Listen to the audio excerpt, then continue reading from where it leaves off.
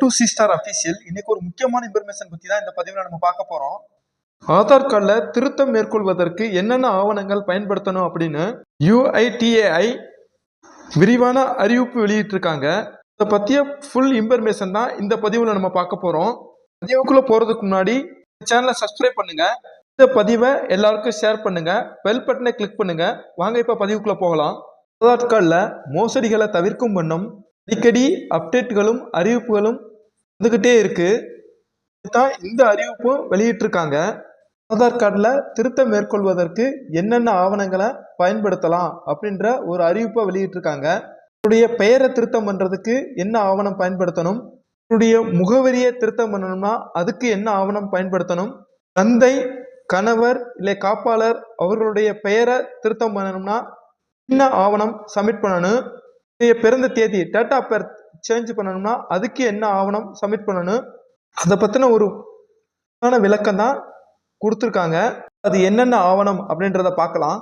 உங்களுடைய பெயர் ஏதாவது திருத்தம் மேற்கொள்ளணும் அப்படின்னா பாஸ்போர்ட், வாக்காளர் அடையாள அட்டை, படத்துடன் கூடிய ரேஷன் கார்டு, ஓட்டுநர் உரிமம், கூடிய மத்திய மாநில சர்வீஸ் கார்டு, புகைப்படத்துடன் கூடிய ஓய்வூதியதாரர் அட்டை, புகைப்படத்துடன் கூடிய போராட்ட வீரர் புகைப்பட அட்டை, புகைப்படத்துடன் கூடிய Kisan card, government schemes card, serviceman health scheme card, insurance card, புகைப்படத்துடன் கூடிய OPC சர்டிபிகேட்டு, புகைப்படத்துடன் கூடிய கல்வி சான்றிதழ், திருமண சான்றிதழ், மூன்றாம் பாலினத்தவர் அட்டை, வேலை திட்டத்திற்கான கார்டு ஆவணங்களை பயன்படுத்தி மட்டும்தான் நம்ம பெயர் திருத்தம் மேற்கொள்ள முடியும். உங்களுடைய அட்ரஸை சேஞ்ச் பண்ணணும் அப்படின்னா என்னென்ன ஆவணங்கள் சப்மிட் பண்ணணும் அப்படின்றத இப்போ பார்க்கலாம். பாஸ்போர்ட்டு, ரேஷன் கார்டு, வாக்காளர் அடையாள அட்டை, PSU அடையாள அட்டை, வேலை திட்டம் card, ITAI certificate, OPC certificate, மூன்றாம் பாலினத்தவர் அட்டை ஆவணங்களை கொண்டு தான் நம்ம முகவரியை பண்ண முடியும்.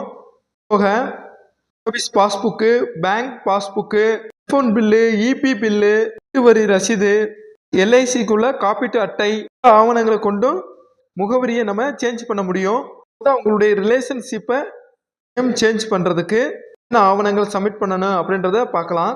Passport, ration card, birth certificate, marriage certificate, வேலை திட்டத்துக்குள்ள கார்டு, ஊதியதாரர் அட்டை, சுதந்திர போராட்ட வீரர்களுக்கான அந்த அட்டை, OPC சர்டிஃபிகேட்டு, மூன்றாம் பாலினத்தவருக்கான அட்டை ஆவணங்களை பயன்படுத்தி தான் தந்தை பெயர், கணவர் பெயர், காப்பாளர் பெயர் இவர்களோட பெயரை நம்ம சேஞ்ச் பண்ண முடியும்.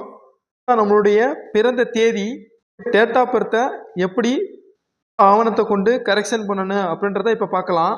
பர்த் சர்டிஃபிகேட்டு, பாஸ்போர்ட்டு, கல்லூரிகளுக்கான சான்றிதழ், மூன்றாம் பாலினத்தவருக்கான அட்டை, ஊதியதாரர் அடையாள அட்டை, சுதந்திர போராட்ட வீரர் அடையாள அட்டை, மத்திய மாநில சர்வீஸ் அட்டை, இந்த ஆவணங்களை கொண்டு தான் நம்ம டேட் ஆஃப் பர்த்தை சேஞ்ச் பண்ண முடியும். இ-சேவை மையத்திலேயோ இல்லை தாலுகா ஆஃபீஸ்லேயோ இல்லை போஸ்ட் ஆஃபீஸ்லேயோ எங்கே போய் நம்ம ஆதார் அட்டையில் என்ன கரெக்ஷன் பண்ணாலும் அதற்குள்ள சரியான ஆவணங்களை நம்ம சப்மிட் பண்ணால் மட்டும்தான் இனிமேல் கரெக்ஷன் பண்ண முடியும் அப்படின்றத தெளிவாக அறிவிச்சிட்டாங்க. ஆதார் கார்டில் எந்த ஒரு கரெக்ஷன் பண்ணுறதுக்கும் பேன் கார்டை ஒரு ஆவணமாக பயன்படுத்த முடியாது அப்படின்றதையும் தெளிவாக அறிவிச்சிட்டாங்க. இந்த பதிவை பயன்படுத்தி ஆதார் கார்டில் ஏதாவது கரெக்ஷன் பண்ணணும் அப்படின்னா சரியான ஆவணத்தை பயன்படுத்தி உங்களுடைய ஆதார் கார்டை கரெக்ஷன் பண்ணிக்கிறங்க. இந்த பதிவு பிடிச்சிருந்தா லைக் பண்ணுங்க.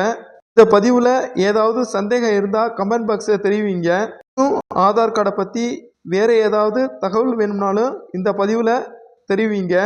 பதிவை எல்லாருக்கும் ஷேர் பண்ணுங்க. உங்களுடைய சேனலை சப்ஸ்கிரைப் பண்ணுங்க. தேங்க்யூ ஃபார் வாட்சிங் வீடியோ. Thank you friends.